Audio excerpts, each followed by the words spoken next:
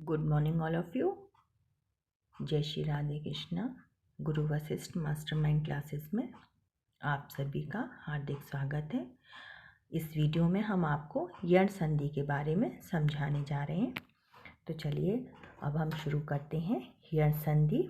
इससे पहले हम आपको दीर्घ संधि, वृद्धि संधि और गुण संधि के बारे में पिछले वीडियो में समझा चुके हैं। तो अब हम यण संधि को ध्यान से समझेंगे कि यण संधि क्या होती है। तो सबसे पहले यण संधि को समझने से पहले यण का मतलब क्या होता है हम ये देखेंगे। तो यण का मतलब होता है उपहार। यण का अर्थ क्या है? यण का अर्थ है उपहार। ठीक है, उपहार वाली संधि। जैसे गुण का अर्थ था क्वालिटी, तो ऐसे ही ये क्या हो गया, यण का उपहार। अब इसका अर्थ हम देखते हैं। जहाँ किसी के द्वारा अथवा स्वयं, या तो हमें किसी दूसरे से या हम खुद कुछ प्रदान करना यानी कि किसी को देना, या किसी से प्राप्त होना, हम किसी से कोई चीज़ प्राप्त करते हैं, या हम ग्रहण करना आदि का बोध हो, इन चीज़ों का बोध हो जाए, जैसे प्राप्त करना, ग्रहण करना, या किसी को देना, किसी से लेना, आदि बातों का जब बोध हो या आदि बातें हों तो वो यणता कहलाती है, यानी कि उपहार। हमें किसी से कुछ मिलता है, वो क्या हो जाता है, उपहार, यानी कि प्राप्त हुआ। तथा उसके मिलान को, और जो हमें मिला, इन दोनों से मिलकर जो हमें मिला, उस मिलान को, शब्द को क्या कहते हैं, उस मिलान को कहते हैं यण संधि। संधि का मतलब ही मिलान है। जैसे आपने हिस्ट्री में पढ़ा होगा कि संधि हो गई, दो राजाओं के बीच में संधि हो गई।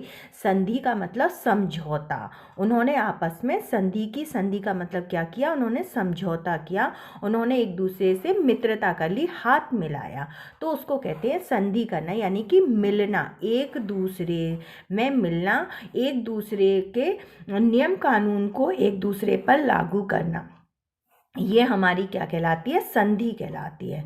इतिहास के नियम के अनुसार ये क्या हो गया हमारा, ये हमारी संधि कहलाती है। ठीक है, और अब आ गया हमारा संधि। तो हमें समझ में आ गया कि ये संधि होती है। संधि का अर्थ हमने अच्छे से समझ लिया कि संधि होती क्या है। जब दो पक्ष आपस में मिलते हैं तो वो अपने नियम भी रखते हैं कि भाई हमारा ये नियम है, हमारा ये नियम है, हम इस नियम को करेंगे, आप इस नियम को आप करना, इस मतलब समझौता, एक दूसरे की बातों का, एक दूसरे के नियमों से समझौता करना ही संधि है। और यण का मतलब होता है उपहार, यानी कि प्राप्त करना या किसी को देना, किसी से ग्रहण करना, वो हो गया उपहार। तो ये हो गई कुल मिलाकर यण संधि। अब इसका उदाहरण देखो, जैसे मात्र प्लस आज्ञा। तो पहला पक्ष हमारा क्या हो गया, यानी कि पहला प्रथम पद हमारा हो गया माता और दूसरा पद हमारा हो गया आज्ञा। तो अब हम इन दोनों ने मिलकर आपस में परस्पर संधि की, तो मिलकर बना मात्र आज्ञा। माता की आज्ञा प्राप्ति, यानी कि प्राप्त क्या हुआ, हमें प्राप्ति हुई, किसकी, आज्ञा की प्राप्ति हो रही है। मिलान करने पर हमें किसकी प्राप्ति हो रही है, माता की आज्ञा की प्राप्ति हो रही है। तो ये हमारी कौन सी संधि हो गई, ये हमारी यण संधि हो गई। अब यण संधि की हम पहचान कर लेते हैं। यण संधि की पहचान व नियम। तो पहला नियम क्या है हमारा, देखते हैं।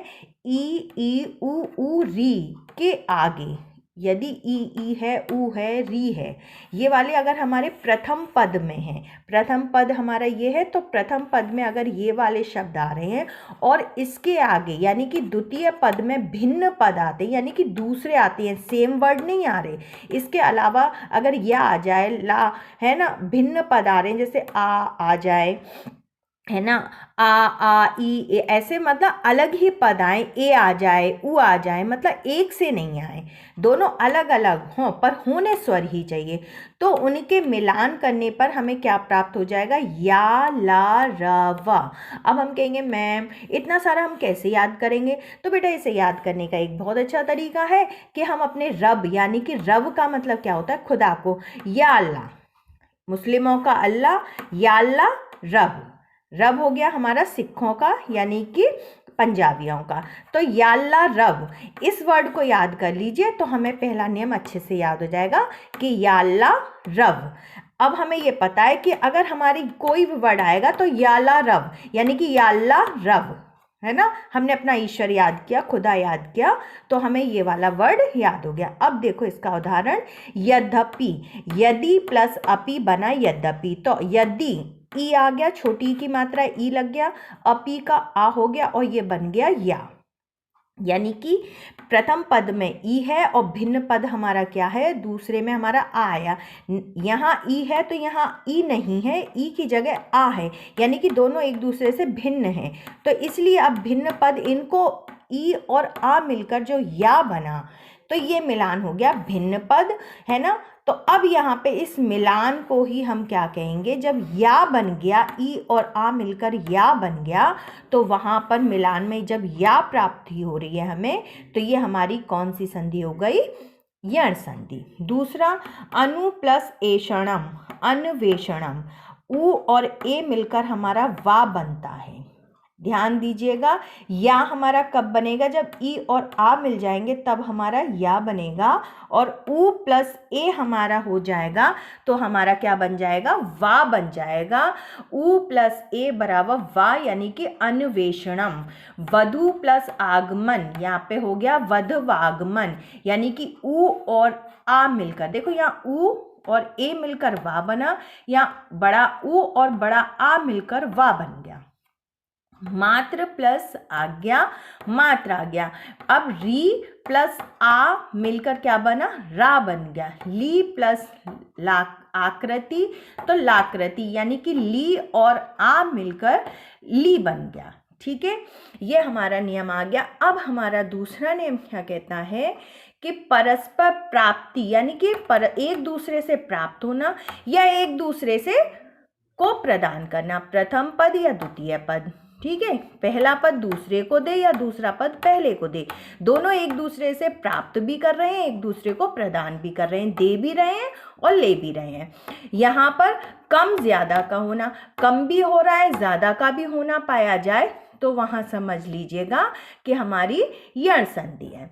अब उदाहरण देख लीजिए, अति प्लस अधिक, तो क्या हो गया, अत्यधिक, यानी कि अधिकता हो गई। ठीक है, कम ज्यादा का होना पाया जा रहा है, अधिकता हो रही है। प्रति प्लस आघात, प्रत्याघात, आघात कहते हैं किसी को नुकसान पहुंचाना, चोट पहुंचाना। ठीक है, प्रत्याघात मतलब दूसरे को, प्रत्याघात दूसरे को चोट पहुंचाना, तो हमने अपने द्वारा किसी को नुकसान पहुंचाया। ठीक है, तो हमने उसको प्रदान किया, चाहे नुकसान ही प्रदान किया, पर दिया तो सही ना कुछ, तो ये क्या हो गया हमारा, ये भी हमारा यण संधि हो गया, यानी कि कम ज्यादा का भी होना पाया जा रहा है, देना लेना का भी पाया जा रहा है। अब हमारा आ जाता है इसमें थर्ड पॉइंट, हमारा क्या कहता है यण संधि की पहचान के लिए, इसमें मिलान करने पर शब्द अर्थ के रूप में प्रदर्शित होते हैं। देखो, अत्यधिक, अति प्लस अधिक, हम इसका शब्द अर्थ कर लेते हैं। जैसे हमें पाठ के शब्द अर्थ होते हैं ना, कि इसका अर्थ, सूर्य का अर्थ क्या होता है, ऐसे हमारे अर्थ निकल के आते हैं। जैसे अन्वेषणम, तो अन्वेषण का अर्थ क्या है, खोज करना। ठीक है, तो अन्वेषण यहाँ पे आया, अन्वेषणम, तो यानी कि अनु प्लस एषणम, इन दोनों से हमें क्या प्राप्त हो रहा है, अन्वेषण का अर्थ क्या है, अन्वेषण का अर्थ हो गया हमारा खोज करना। ठीक है, इसी तरीके से हमें शब्द अर्थ प्राप्त होते हैं। अब हमारा चौथा पॉइंट क्या कहता है, संधि मिलान शब्द में दूसरा वर्ण आधा या उसमें एक वर्ण जुड़ा होता है। यानी कहने का मतलब ये है कि उदाहरण देखिए, अति प्लस अल्प है, तो यहाँ पे अति अल्प हो गया, यानी कि ये वाला जो वर्ड है आपका, ये वाला वर्ड आपका आ रहा है, कौन सा वाला, अति वाला, ये वाला आपका जो वर्ण आ रहा है, ये है ना, ये वाला वर्ण आपका आ रहा है, तो ये हमारा यहाँ पर आके, ये वाला वर्ण हमारा यहाँ आके क्या हो गया, आधा हो रहा है। ठीक है, अत्य, ता हमारा यहाँ का अति है, पूरा ता है, और यहाँ पे ता क्या हो गया, यहाँ पे ता हमारा स्पष्ट दिखाई दे रहा होगा, यहाँ ता हमारा आधा हो रहा है। तो ये हमारा आधा होना क्या प्रदर्शित करता है, आधा होना हमारा ये प्रदर्शित करता है कि यहाँ पर यण संधि है। अब हमारा आ जाता है कि चौथा पॉइंट हमारा पांचवा पॉइंट हम लेते हैं। तो पांचवा पॉइंट हमारा यण संधि की पहचान। संधि मिलान में स्वर वर्ण नहीं लिखे जाते हैं। संधि जब मिलान करते हैं तो मिलान वाले शब्द में हम स्वर वर्ण नहीं लिखते हैं, परंतु संधि विच्छेद में स्वर वर्ण लिखे जाते हैं। परंतु संधि विच्छेद करेंगे हम तो वहाँ पे हम क्या करेंगे, वहाँ पर हम स्वर वर्ण लिखेंगे। मिलान में हम स्वर वर्ण नहीं लिखते हैं, परंतु हम अगर संधि विच्छेद करते हैं तो वहाँ पर हम स्वर वर्ण का प्रयोग करते हैं। ठीक है, अब यहाँ पर हम देखते हैं आपका उदाहरण यदि प्लस अपि यद्यपि। तो देखो अब यहाँ पे यदि हमारा प्रथम पद है, दूसरा हमारा अपि है और स्वर वर्ण हमारा कौन सा है, जो आ है। ये वाला जो आ हमने लिया है, ये वाला, ये हमारा हमने डैश लगाया है, ये हमारा स्वर वर्ण है। अब यहाँ पे हमने दा लिया है, यद्यपि, यद्यपि, या, ये वाला जो या है हमने, तो वो हमने यहाँ पे आधा लिया है। कहने का मतलब ये है हमने इसका केवल इसकी मात्रा ली है, आ वर्ण हमने लिखा नहीं है। तो यहाँ पे क्या हो रहा है हमारा, और मिलान में नहीं लिखा है, पर अगर हमने इसको अलग कर दिया तो हमने क्या किया, तो हमने इसको लिखा। ठीक है, अब हमारा छठा पॉइंट हमारा क्या कहता है, ई उ री ली की मात्रा का प्रयोग। ई उ री ली की मात्रा का प्रयोग प्रथम पद के दूसरे अथवा अंतिम वर्ण पर लिखा होता है या लिखा जाता है, या हम जो मात्रा लगाएंगे वो अंतिम वर्ण पर लगाएंगे, पूरे वर्ण पर नहीं लगाएंगे। अब हम उदाहरण देख लेते हैं, हमें उदाहरण से अच्छी तरह से समझ में आ जाएगा। नारी प्लस उपदेश, तो नार्य उपदेश, नारी प्लस उपदेश हमारा क्या हो गया, नार्य उपदेश। अब देखो यहाँ पे नार्य उपदेश, अब हमने नारी और उपदेश को लिया तो ई और उ मिलकर हमारा या में बदल रहा है। तो हमने जो मात्रा लगाई है वो हमने किस पर लगाई है, या पर मात्रा लगाई है, यानी कि हमारी इससे मात्रा लगी है। अब हमारा देखो जो शब्द मिलान करके प्राप्त होता है, मात्रा उसी पर लगते हैं या लगाते हैं, या मात्रा उसी पर लगती है। जो हमें मिलान करके प्राप्त होगा शब्द, हम मात्रा केवल उसी पर लगाएंगे। जैसे कि देखो यहाँ मैंने आपको एक उदाहरण से स्पष्ट किया है कि हम मात्रा कहाँ और कैसे लगाएंगे। देखो यहाँ उ लिखा हुआ है और यहाँ ए लिखा हुआ है। ठीक है, कहाँ, यहाँ उ लिखा है और यहाँ ए लिखा है। तो पहला पद हमारा जैसे उ है और दूसरा पद हमारा ए है। अब इन दोनों को मिला के क्या हो गया, वा होता है। तो जो मात्रा लगेगी, ए की मात्रा, वो किस पर लगेगी, वा पर लगेगी, क्योंकि हमारा उ और ए, हमने उ को ए में मिलाया तब हमें वा प्राप्त हुआ। अब हमें जब वा प्राप्त हो गया है तो हमें इस वाले से तो कोई मतलब ही नहीं रहा, क्योंकि इसका जो विलोप होने से, इसका अस्तित्व समाप्त होने से ही तो हमारा वा प्राप्त हुआ। तो इस वाले पद से हमें कोई लेना देना नहीं रहा। अब हमारी जो मात्रा आएगी, ए की मात्रा जो आएगी वो हमारी वा पर आएगी। ठीक है, अन्वेषणम, अन्वेषणम का मतलब क्या हो गया, खोज करना। ठीक है, अब दूसरे पद से हम देखते हैं दूसरा उदाहरण। उ प्लस आ बराबर हो गया वा, यानी कि वधवागमन, वधु का आगमन, यानी कि वधु का आना, खोज करना। अब खोज करना क्या है, हम किसी चीज को प्राप्त कर रहे हैं, खोज कर रहे हैं तो किसी चीज की प्राप्ति ही करेंगे। वधु का आगमन यानी कि वधु घर पर आ रही है, तो वो आना यानी कि हमें वो प्राप्त हो रही है।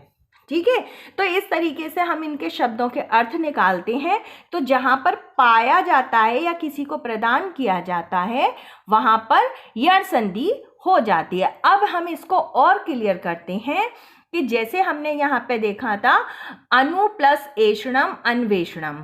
ठीक है, तो पहला पद हमारा क्या था, प्रथम पद था हमारा अनु और दूसरा पद था हमारा एषणम, मिलकर हमारा क्या बनता है, अन्वेषणम।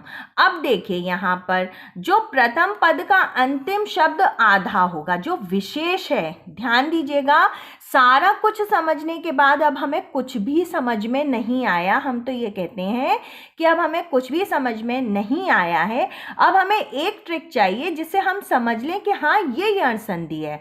तो उसकी पहचान विशेष में हम लास्ट में हम बता रहे हैं आपको, बस इतनी बात याद रख लीजिएगा, डिटेल भूल जाएं तो, कि प्रथम पद का अंतिम शब्द आधा होगा। प्रथम पद यानी कि अनु, अनु हमारा प्रथम पद है, यहाँ पर अनु क्या है, अनु हमारा क्या है, प्रथम पद है, ठीक है। और द्वितीय पद हमारा ऐषणम है, तो अनु आ ना, तो अनु का जो अंतिम शब्द है, अंतिम शब्द क्या है, ना।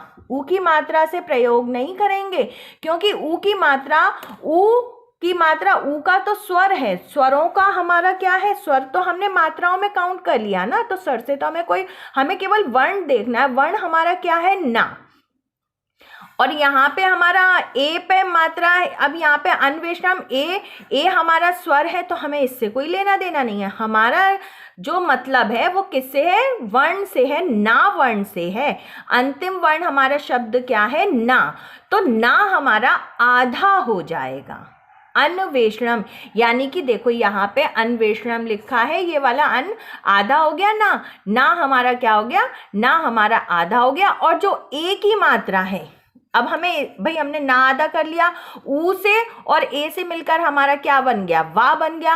अब हम जो ए की मात्रा कौन सी लगेगी, ए की मात्रा लगेगी, और ए की ये वाली मात्रा लगती है, यानी कि द्वितीय पद की मात्रा लगती है। पहले पद ने अपना काम कर दिया, वो आधा हो गया, उसका नियम खत्म हो गया। अब दूसरा पद भी तो कुछ करेगा, तो उसने कहा कि मैं अपनी मात्रा को किसे दे दूंगा, मैं अपनी मात्रा को जो पद नया प्राप्त हुआ है उसे दे दूंगा।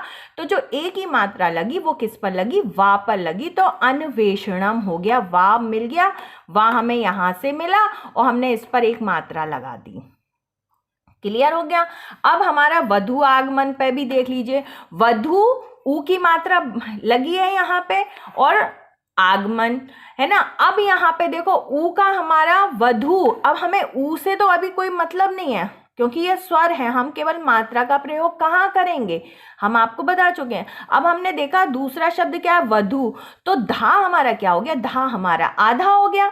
ये आधा होना ही क्या है, यणता की पहचान है। आधा हो रहा है कि भाई नियम, इन्होंने संधि क्यों की, इन्होंने संधि की किस बात पर की, कि तुम अपना आधा दे देना और मैं अपना आधा क्या दे रहा हूं, मैं अपनी मात्रा दे रहा हूं। तुम अपना अस्तित्व का समाप्ति करो, मैं अपने अस्तित्व की समाप्ति कर रहा हूं। तो इन्होंने अपने अस्तित्व को आधे में कन्वर्ट कर दिया, इन्होंने अपने अस्तित्व को यानी कि मात्रा में कन्वर्ट कर दिया, तो जिससे मिला वा। अब यहाँ पे वधु धा तो हमारा हो गया आधा, और ऊ की अब जो आ की मात्रा है वो हमारी वधु वा पर लग गई, है ना। अब यही वाली मात्रा तो लगेगी सेकंड वाले पद की, तो आ की मात्रा किस पर आ गई, वा पर आ गई, तो हो गया वधवागमन। तो इसे मिलाकर क्या हो गया, ये हो गई मिलान पर यण संधि। क्लियर हो गया। मिलान शब्द पर किया जाता है, मात्रा का प्रयोग किस पर किया जाएगा, जो मिलान शब्द है। मिलान शब्द हमारा क्या है, वा वा। क्लियर हुआ।